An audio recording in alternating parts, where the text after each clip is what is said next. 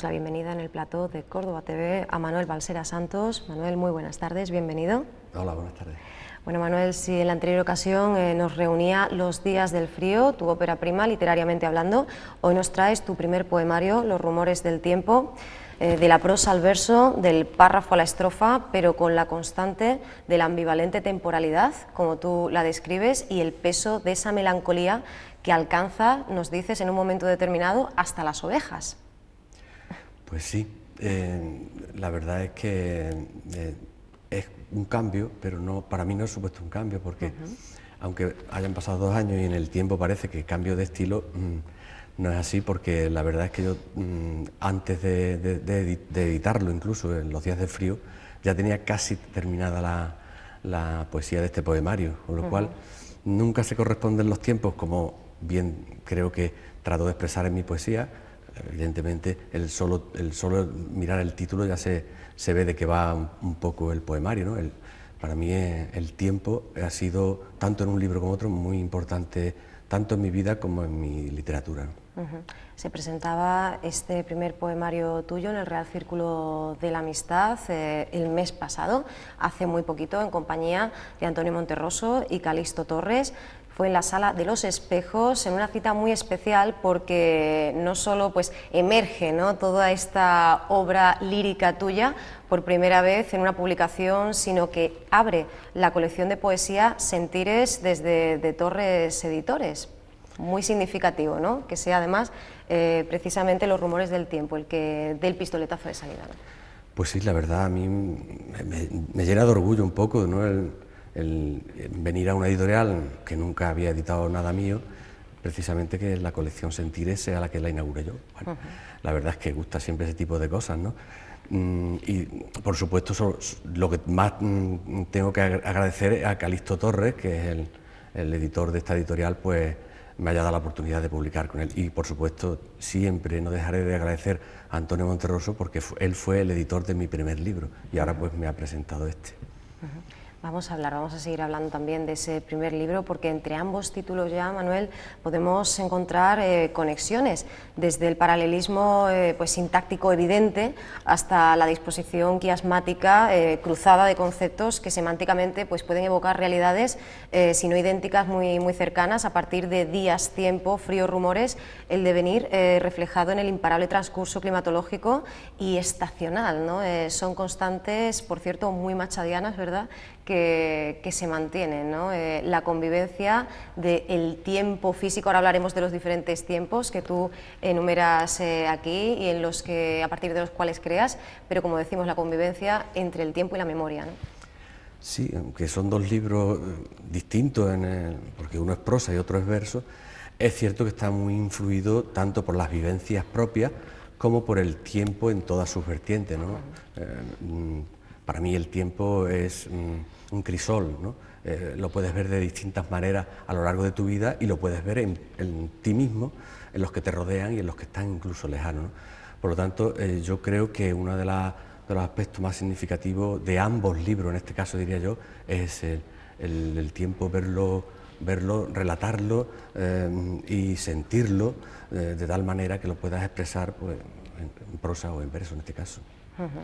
Tiempo soñado, tiempo sentido, tiempo vivido y tiempo final, todos ellos gozados, sufridos por un yo poético que, en coherencia con tus palabras preliminares, como apuntas en el preámbulo, escribe solo para sí, pero abre la puerta a que sus palabras emocionen o ilusionen a ese lector potencial desconocido, pero tan semejante por cuanto humano. ¿Existe la poesía, Manuel, puede existir de otra manera, fuera de ese circuito cómplice? Bueno, yo creo que sí, pero la verdad es que no es el ideal. Todo el mundo que escribe, el objetivo final siempre es que al final lo lea alguien. Hay quien escribe y solamente quiere que lo lea por una persona o muy pocas personas, porque algo para ellos es muy íntimo, pero al final nadie se queda con lo... porque le puede satisfacer el haberlo escrito, pero cuando de verdad creo yo que tiene sentido, y en este caso sobre todo la poesía, es cuando la comparte. Qué mejor manera de compartirla que, bueno, presentarla a la sociedad y que la gente que le pueda gustar pues la pueda leer, ¿no? Es el objetivo final. En esas notas del autor a las cuales hacíamos referencia, comienzas pues hablando precisamente de ese despertar tuyo, de tu faceta como escritor, y es que, bueno, aparte de ese primer libro de relatos y, bueno, la obtención por otros textos del segundo premio del certamen literario Vivir en el Guadiato, y más de un centenar de artículos, por cierto, pues llega este poemario en cuyo prólogo declaras desconocer pues de dónde viene esa necesidad tuya de escribir, y te pregunto si a lo largo de este largo, y valga la redundancia, la repetición, proceso compositivo, has encontrado alguna respuesta a este enigma, si de alguna manera te ha ayudado la poesía a decodificar o a aproximarte a una teoría sobre qué es lo que incita a Manuel Balsera a escribir, y concretamente hacerlo pues unas veces en prosa y otras en verso. Bueno, yo creo que escribir para la mayoría de la gente que escribimos empieza por ser una necesidad. Tenemos necesidades vitales, algunas muy importantes en nuestra vida y otras, bueno, aunque parece que son accesorias, pero son también muy importantes. Y en este caso, el tema de escribir, pues para mí lo es. Todo el mundo que escribe quiere que lo lean, como he dicho antes, sus textos. Y cuando no escribes de una manera, escribes de otra. Yo el hecho de que haya escrito, pues yo creo que más de 100 artículos en el Diario Córdoba, significa que tengo una necesidad vital. Y ahí la trato de hacer más, digamos, a diario, y esporádicamente pues vienen este tipo de cosas, como son los libros, ¿no? Podríamos decir, como comentó en una ocasión Walt Whitman, esto no es un libro, quien toca esto toca a un hombre, en el caso de Los rumores del tiempo y, bueno, de Los días del frío y de toda la obra que tenga en el futuro Manuel Balsera. Es inevitable. Yo creo que eso que está en 100 páginas es parte de nosotros mismos. Nosotros nos vemos reflejados ahí porque en realidad, aparte de la necesidad de escribir, por supuesto hay otra cuestión que es la de transmitir ciertas cosas que tú sientes y a través de esas páginas que le llegue a los demás. Entonces yo creo que sí, que tiene razón cuando se dice que el hombre está ahí, el hombre o la mujer, claro, evidentemente, pueden ser hombres, pueden ser mujeres, pero inevitable la persona y su personalidad tiene que rezumar un poco por las páginas, porque es inevitable y algunas veces es buscado. Escribía Miguel Hernández, vio turbio su mañana y se quedó en su ayer, no quiso ser. Para los que sí deciden ser y seguir adelante, les es posible solo celebrar presencias, o los instantes de felicidad exigen ese peaje del que tú hablas, de la añoranza del ausente, ese vago recuerdo del ayer al que tú haces mención en el libro. Bueno, pues decía Mario Benedetti que algo así, parecido a lo que voy a decir yo, ¿no? Decía, no sé si a ustedes les habrá pasado alguna vez cuando van al jardín botánico, donde se empiezan a subir la melancolía por las piernas hasta llegar hacia la parte de arriba del cuerpo. En ese momento hay que atrapar esa melancolía con las manos y no dejarla salir. Si acaso repartirlas con los demás, que es lo que yo trato de hacer aquí, pero prefiero que sea esos recuerdos no sean melancólicos, porque el mirar al pasado es bueno, pero no con demasiada asiduidad, porque si no lo que estamos haciendo es vivir de algo que ya no puede venir. Como decía el Dalai Lama, solamente hay 2 días en los que no se puede hacer nada, uno es el ayer y otro es el mañana. Por lo tanto, yo creo que es bueno recordar, es bueno trasladarlo a la literatura, pero que no sea, que la melancolía no nos venza, que seamos personas que al final, en la vida cotidiana de cualquier actividad, como también en el tema de la literatura, vivamos el presente. Creo que es lo que debe hacer el hombre. Al hilo de lo que comentabas, bueno, pues podemos recordar aquello que cantaba Juan Perro, ¿no? Que cantaba Radio Futura, un día más, sentado ahí en la penumbra de un jardín tan extraño. Nos decía que aquella estatua esperaba un eclipse y perseguía un enigma al compás de las olas. ¿Quiere ser este poemario una especie de revulsivo que haga pues, a todos los que respiran atrapados en el ayer, la indecisión, la culpabilidad por lo no emprendido, pues una salida, una solución? ¿Se puede dejar de ser metálico en el jardín botánico? Hombre, sería demasiado pretencioso por mi parte el que yo con mi humilde libro de poemas consiguiera eso que tú has dicho, ¿no? pero la verdad es que sí, no sería mala idea en la medida de mis posibilidades y hasta donde yo pueda llegar, que consigamos eso, ¿no? Porque la verdad es que, ya digo, el tiempo para todos nos parece que es lo más importante, pero hay muchos tiempos. Entonces, lo que es muy importante para uno es superfluo para otro. Lo que nos puede parecer algo que no podemos, de lo cual no podemos salir, para otro es muy fácil salir. ¿Por qué? Porque sencillamente, al haber tantas clases de tiempo, tantas clases de personas y la forma de vivirlo, incluso que sea al mismo tiempo, digamos, llamado tiempo horario, no se vive igual cada uno los tiempos, cada uno vive lo que vive en su interior sobre todo, y de ese interior pues lo que yo trato de hacer es trasladarlo a las páginas de este libro. Entre tus muchos cargos, tu extensa carrera, podemos hablar pues, de haber sido consejero general de la Caja Provincial de Ahorros de Córdoba y de Caja Sur, vicepresidente de SADECO, teniente de alcalde de Infraestructuras, Obras y Medio Ambiente del Ayuntamiento de Córdoba, también secretario general de Administración Pública de Comisiones Obreras, pero ahí nos encontramos, ¿no? esa responsabilidad en la presidencia de la Fundación Jardín Botánico de Córdoba, ¿no? Y además vemos en el prólogo que tiene su peso, no cualquier jardín botánico, sino ese espacio maravilloso que tenemos pues, al ladito, ¿no? Y dentro de la ciudad. ¿Cómo ha influido esa relación tuya, esa responsabilidad tuya con nuestro Real Jardín Botánico a la hora incluso de componer, ¿no? En un poemario que tiene tanto también, en el que la presencia de la naturaleza es tan protagonista, ¿no? Bueno, fue una época de mi vida en la que yo viví en la política en general, en esos cargos, la de que no reniego, pero que ya es pasado, es lo que decíamos antes, no voy a poner melancólico precisamente en ese tema, ¿no? Hombre, el Jardín Botánico me ha podido influir porque allí pasé casi 4 años de mi vida, ¿no? Muy al pie del cañón. Pero sobre todo mi profesión de toda la vida es jardinero, claro. Con lo cual estoy en contacto con la naturaleza, he estado muchos años y sigo estando. Entonces la naturaleza es un actor principal dentro de mi poemario.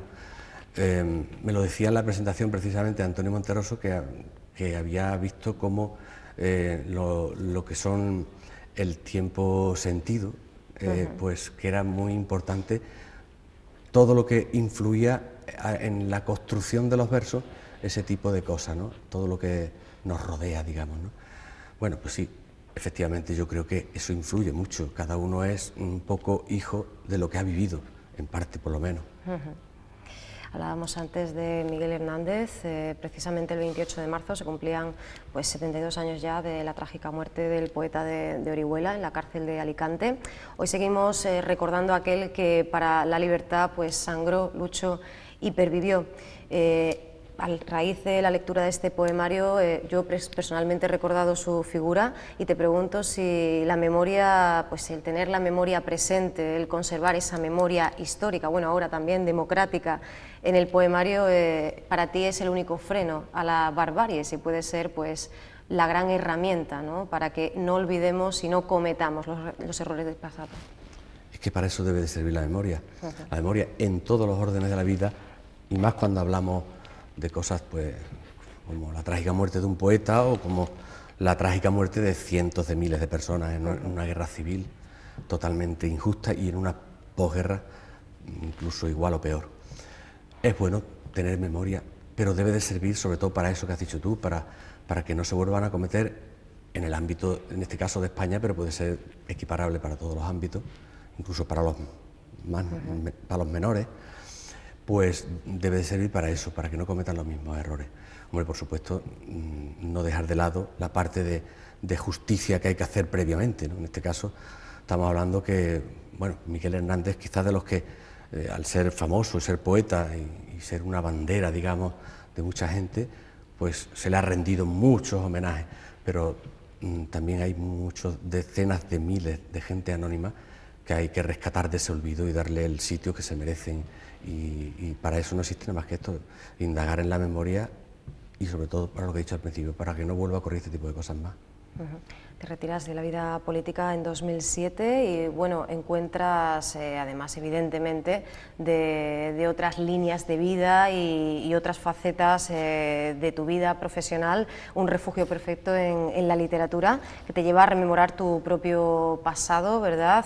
Ya hablamos de esa infancia en el hoyo de Belmez, pero bueno, también reflejando, haciendo el retrato de una sociedad y de una situación, además tú mismo lo has apuntado, ante la cual pues no se podía ser indiferente. Te pregunto si la práctica, la dedicación a la literatura no te ha permitido pues reencontrarte con ese compromiso de una manera distinta y qué comparación haces, ¿no?, entre ese activismo político o esa carrera política y el activismo político que se puede realizar incluso a través de la literatura. Y por supuesto no estamos hablando de panfletos, sino, como decíamos, del compromiso, de la implicación con el momento presente. Bueno, yo es que creo que las personas somos animales políticos. El que diga lo contrario se está engañando a él mismo. Lo que pasa es que en cada una de nuestras propias etapas de la vida lo vamos volcando de manera diferente. Yo, antes de los cargos que tú has enumerado ahí, también estaba en política. Hacía política cuando estaba en el sindicalismo, que estuve 6 años. Hacía política cuando estaba en los órganos de dirección, pero no tenía ningún cargo público, digamos. Y, por supuesto, lo hacía mientras estuve en el Ayuntamiento de Córdoba como concejal y delegado de infraestructura, presidente del Jardín Botánico, etcétera. Ahora, pues sigo haciendo política. Yo, si hay algo... Es que creo que ahora soy más activista político que lo era antes, porque ahora estoy yendo a sitios donde no podía ir antes, estoy tratando de ver la realidad más que antes, que quizás posiblemente cuando se está en política, en cargos de responsabilidad, pues no se ve tanto, porque solamente quizás vea un poco lo que te rodea, pero no ves más allá de las 4 paredes que estás metido. Y sencillamente lo que pasa es que ahora quizás sea más polifacético, ¿no? Es decir, que yo ahora lo puedo hacer pues montando una biblioteca en la acampada Dignidad, o acudiendo a manifestaciones, o yendo a una charla de cualquier persona que tenga algo que decir, o escribiendo versos, en este caso, que puede ser otro tipo de literatura en otro momento, pero ahora le ha tocado hacer versos. Vamos a hablar precisamente de ese proceso compositivo, porque como bien decías, algunos de estos textos pues han pasado largo tiempo, ¿verdad?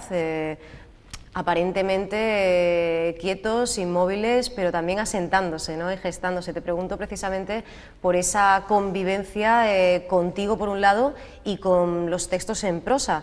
¿Cómo ha sido a lo largo de los años? ¿Ha habido que reescribir mucho, poco, nada? ¿Cómo han sufrido o han ido ganando con el paso del tiempo estos poemas y cómo se han encontrado con las nuevas creaciones? Bueno, la verdad es que yo soy una persona que cuando escribe rectifica poco. Por supuesto, en la vida, en otro tipo de cosas, trato de, si algo se ha hecho mal, hay que rectificar, porque además, ya lo dice el refrán, ¿no?, rectificar es de sabio.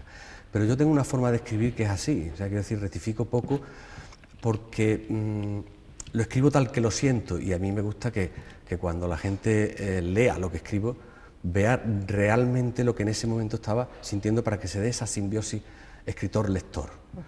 Pero evidentemente hay veces que tienes que retocar porque es inevitable, ¿no? Sobre todo cuando se tiene que dar forma un poco al libro, ¿no?, a ver dónde encaja una cosa u otra, y ya entonces pues si haces retoque, evidentemente también se retoca cuando de manera sintáctica pues hay que variar ciertas palabras y ciertos giros, etcétera, ¿no? Pero soy una persona que normalmente no hace eso, y además, es más, cuando he escrito y al cabo de 2 o 3 años me encuentro con lo que escribí, que lo tengo a media y lo continúo, me siento un poco como cuando Machado volvió a la escuela, ¿no?, después de haber estado tiempo sin él.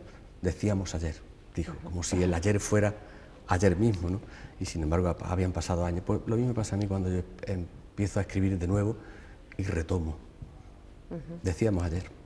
Sí, de hecho es un aspecto, ¿no?, interesante del poemario, esa, pues, la relatividad del tiempo, nuestra percepción quizá de la linealidad y en un momento determinado cómo todas nuestras dimensiones, nuestro pasado, incluso podríamos decir nuestros pasados, según el presente desde donde nos miremos, nuestro presente y nuestros posibles futuros confluyen y nos dan una sensación de simultaneidad y casi de, bueno, esas teorías que también se ponen sobre la mesa, ¿no? De que el tiempo ni siquiera existe, ¿no? Bueno, Einstein hizo la teoría de la relatividad, por algo sería, ¿no? La verdad es que de entrada nadie vive el mismo tiempo horario, digamos, ¿no? De la misma manera, igual que nadie vive el otro tiempo, el tiempo sentido, que es el de lo natural, aunque estén en el mismo sitio, cada persona puede estar sintiendo pues diferente, más frío uno que el otro, o oler la rosa que tiene al lado y para el otro pasar un poco desapercibido porque pone su atención en otra cosa que para él es más importante. Por tanto, lo del tiempo en todos los sentidos es muy relativo para las personas, ¿no? Porque somos únicos. O sea, el ser humano, cada uno de nosotros es un ser único e irrepetible, por lo tanto es imposible que todos sintamos.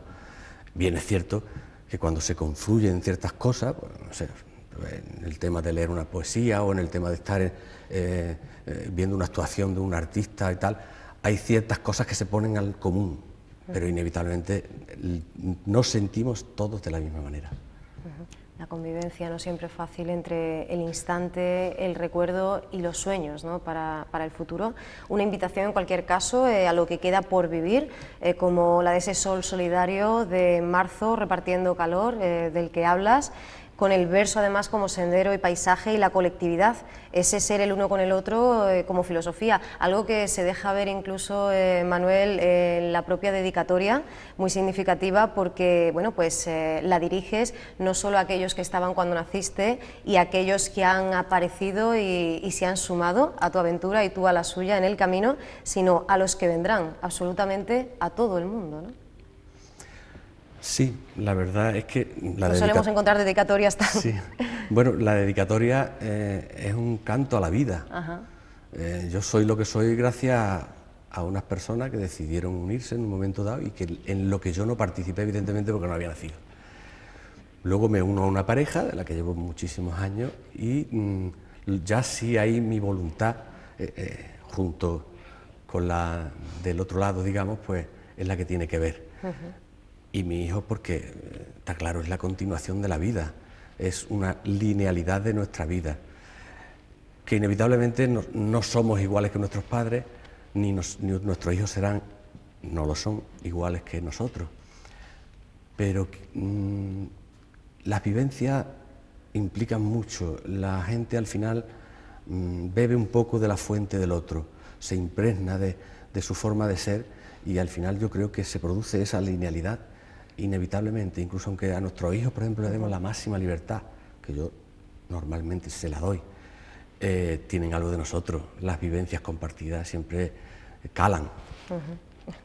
El amor y la poesía, dijo Octavio Paz en el 75, con experiencias antiproductivas, han sido y son negaciones del mundo moderno. ¿Qué implicaciones tiene hacer poesía en este sentido del que hablaba el Premio Nobel de Literatura mexicano? ¿Qué experiencia te procuró pues, el poema y en qué se ha diferenciado, ¿no?, del ejercicio del ensayo, de la narrativa, en este aspecto, ¿no?, de la poesía relacionada también con el amor, con ese tipo de sentimientos y como una especie de grito de rebeldía, ¿no?, ante el mundo? Bueno, la poesía para mí tiene una virtualidad respecto al relato o al ensayo o cualquier otro tipo de literatura, y es que es más inmediata. La sensación que alguien que escribe tiene en una sola línea no la puede tener cuando está escribiendo el relato. O sea, el relato es más denso, tiene un principio, tiene como en el teatro siempre se ha dicho el principio, el nudo y el desenlace, ¿no? La poesía yo creo que no tiene eso, yo creo que tiene una idea, estás barajando algo, una quimera o cualquier tipo de cosas que te plantees y lo vas escribiendo, y conforme vas haciendo, ya digo, línea a línea, tu interior se va removiendo, porque estás trasladándolo de manera inmediata y cuando ya se unen esas líneas y conforman lo que es el poema completo, pues digamos que en apenas 20 segundos que puedas tardar de leer un poema, tú has escrito casi, bueno, lo que es para ti casi un mundo, ¿no?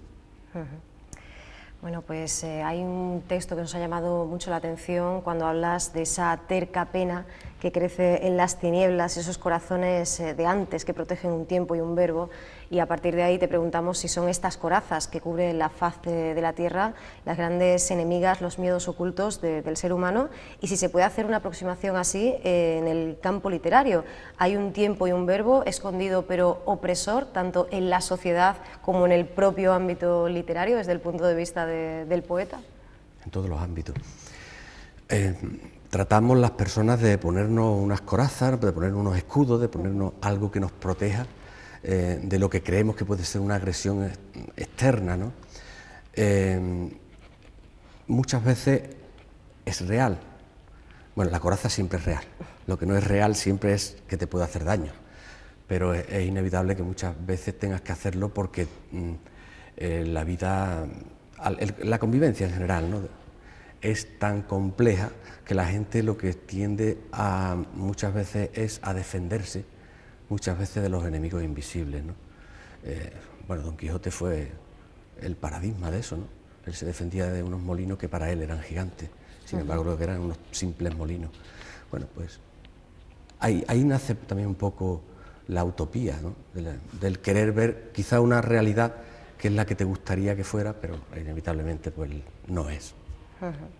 Y hablamos ya, bueno, pues de esa red de conceptos, de imágenes y de las constantes que nos encontramos en este libro, la humanización y casi encarnadura de cada mes, de cada elemento. Encontramos a un marzo hierático y dulce, también nos podemos encontrar que amargo y dulce a la vez, que fue lo que susurra en mayo, la fidelidad de octubre. Nos encontramos, como decimos, una serie de imágenes en las que no solo el yo lírico, el yo poético, sino también esos elementos aparentemente anecdóticos, cotidianos, cobran una fuerte vida. Incluso pues, el agua, ¿no?, tiene un peso específico, se trate pues, del goteo primaveral o las lluvias y aguaceros del otoño, sus tormentas y sus vientos. Bueno, explícanos por qué esta importancia, ¿no?, del elemento acuático y su convivencia a veces armónica, a veces terrible y letal con la naturaleza. Muchas de estas coincidencias que se puedan ver en mis poesías no son buscadas, pero el subconsciente también trabaja. Tenemos un consciente en nuestro cerebro y luego tenemos la parte de nuestro cerebro que no controlamos. Pero sí es verdad que todo está referenciado en cada mes porque es como tú lo sientes, ¿no? O sea, es casi como si dijéramos de que le ponemos adjetivos a los meses por no ponerle nombres, porque ya los tienen. Si no, éramos capaces hasta de ponerle nombres a los meses.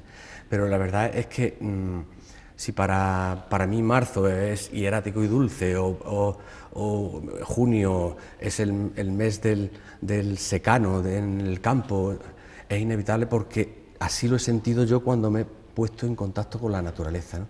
En realidad no dejo de trasladar de nuevo mis propias vivencias a cada uno de los meses, ¿no? Lo onírico y lo real, ¿no?, también conviven en este poemario. Entre el tiempo soñado y el resto, existe esa armonía también, pero entre la sucesión de meses y ese tiempo vivido que parece observar la realidad desde más lejos, en plano más abierto, y ese sentido que se centra pues más en el anecdotario personal, en el crecer, madurar y bueno, pues marchitarse del hombre. Se puede decir que ambos tiempos, tanto el vivido como el sentido, desembocan en el tiempo final. De alguna manera todos terminamos convergiendo. Es inevitable, ¿no? Según dicen, es lo único que une al hombre de verdad, más que unir, es lo único que iguala al hombre y a la mujer. Nos morimos, es inevitable. Tristemente, algunos demasiado jóvenes y otros con mucha mayor edad. Bueno, tendrán que haber vivido unos más que otros en el tiempo, que no en lo denso que haya podido ser su vida, pero es inevitable. Recorremos un camino. Ese camino es el de los tiempos de horario, el tiempo de la semana, de los meses, lo medimos por el sol, etc., ¿no? luego sentimos otro tiempo, que es el tiempo, bueno, pues cuando nos relacionamos con las personas, nos relacionamos con elementos de la naturaleza, etcétera, y al final, pues inevitablemente convergemos todos ahí, donde inevitablemente estamos todos llamados. La parca nos llama a todos y allí vamos. Se aprecia una permanente pues, sensación de fluidez, no solo gracias a esos elementos que ya hemos visto y visitado, sino también al fluir del yo lírico, pues, al barrio viejo, entre olivares, encinas, el patio. Hemos hablado antes del agua, incluso el mar, la sierra, como si incluso los espacios y accidentes geográficos no conocieran de fronteras en ese continuo, y se percibe pues también de alguna manera esa agilidad en el propio verso. Te pregunto a partir de aquí si en cuanto a la propia composición, a la elección del verso breve del poema relativamente corto, ha habido una decisión previa y consciente o sencillamente ha surgido así. Ha surgido así. Cuando yo me planteo de escribir poemas, nunca sé si va a ser de 20 versos o va a ser de 3. Es lo que te fluye y lo que te da, hasta donde llegas. Y cuando ya has llegado es porque crees que has expresado lo que querías, ¿no? Entonces no es pensado. Y es cierto que la confluencia entre distintos elementos de la propia naturaleza, tú has dicho algo que es cierto, ¿no? La naturaleza no entiende de fronteras en este caso, ¿no? De ningún tipo. Son los hombres los que hacen las fronteras, son los que llegan clavando unas vallas o poniendo obstáculos, los que dicen hasta aquí es territorio de este y hasta aquí territorio del otro, o hasta aquí es territorio para sembrar un tipo de cultivo y ahí para allá pues otro tipo distinto, ¿no?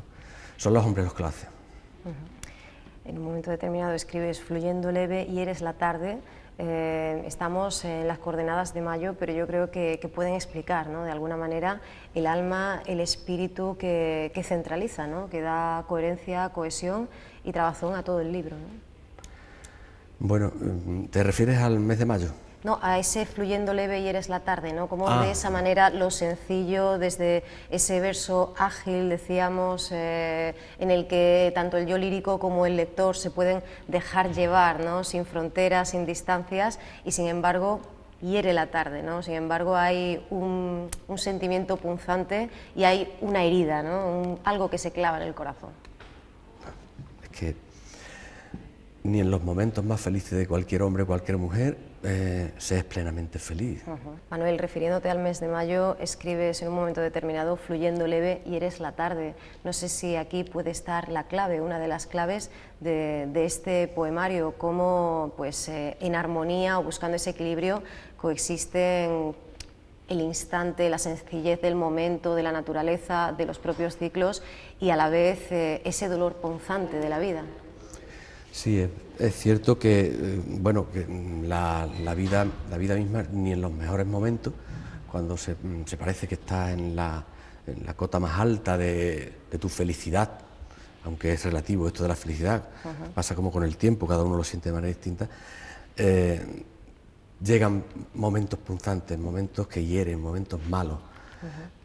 Lo importante es saber un poco canalizar esas emociones para que el dolor o esa sensación de desasosiego que se pueda tener, pues bueno, sea durante un tiempo o puntual, pero que no tape, digamos, todo lo que más buscamos en la vida, ¿no? Puede ser, bueno, por los placeres de la vida y al mismo tiempo, pues, los sentimientos y todo ese tipo de cosas que hacen grande al hombre. Bueno, y Manuel, viene la obligada pregunta porque nos tenemos ya que marchar, pero te queremos preguntar, pues, ¿qué hay en ese cajón del escritor? ¿Qué se ha quedado después de esta última publicación? Si hay más poesía, creo que por ahí tenemos un proyecto de novela e incluso no sé si un guión cinematográfico o algo parecido, pero creo que hay muchas líneas, ¿no?, abiertas y que en breve podremos volver a hablar contigo de literatura. Sí, es posible que puedas hablar conmigo, siempre dependerá si hay editor que quiera sacar lo que tengo el escrito. sempiterno problema, claro. Eso siempre es a lo que nos enfrentamos una vez que terminamos de escribir. Sí, tengo algo que escribí, ya lo tengo hace tiempo escrito. Yo lo veía más como un guión de cine, pero bueno, es una manera de haberlo sentido yo cuando se estaba escribiendo, que iba en esa línea. Luego hay una novela que tengo empezada, pero que tengo que terminar porque vamos, está a medias. Y bueno, más poesía que tengo por ahí también para darle un poco salida, pero que también es cierto que ahora en este momento no me centro en eso porque tengo bastante, digamos, con lo que estoy ahora, con lo que tengo entre manos, ¿no? Pero sí, inevitablemente tengo cosas que trataré de darle salida y cosas nuevas que seguramente seguiré escribiendo, porque yo, hasta que me vea con suficiente capacidad mental para ello, voy a seguir haciéndolo. Bueno, Manuel, pues te agradecemos mucho que hayas estado con nosotros y nos gustaría despedirnos, si te parece bien, con algunos versos que puedan permitir a nuestros espectadores escuchar un poquito cómo suenan esos rumores del tiempo. Bien.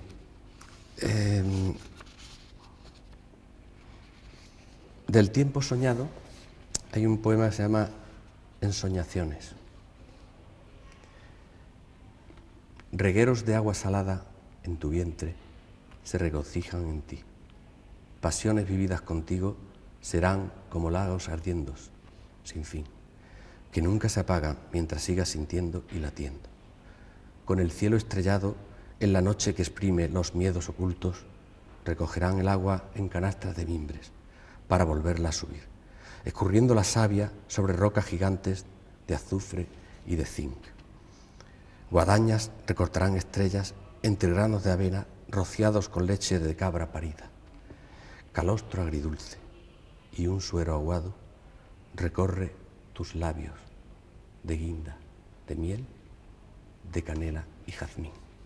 Bueno, pues con estos bellísimos versos y además muy bien leídos, algo que no siempre, ¿verdad?, adorna al poeta. Nos alegramos de que haya sido así, pues mientras sigamos sintiendo y latiendo en esta arcada de vida y esperanza, y te parafraseamos, no voy a me suena. aprovecharme, cito al poeta. Manuel, te esperamos aquí, esperemos que breve, y te deseamos lo mejor para la promoción de este libro, porque sabemos que siempre es una aventura y sobre todo cuando estamos en las lides de la poesía. Pues sí, la poesía es difícil publicar y sobre todo es difícil que la gente lo lea, pero seguiremos insistiendo y por supuesto estaré encantado de volver aquí. Significará que habrá algo nuevo que estará en las librerías. Muy bien.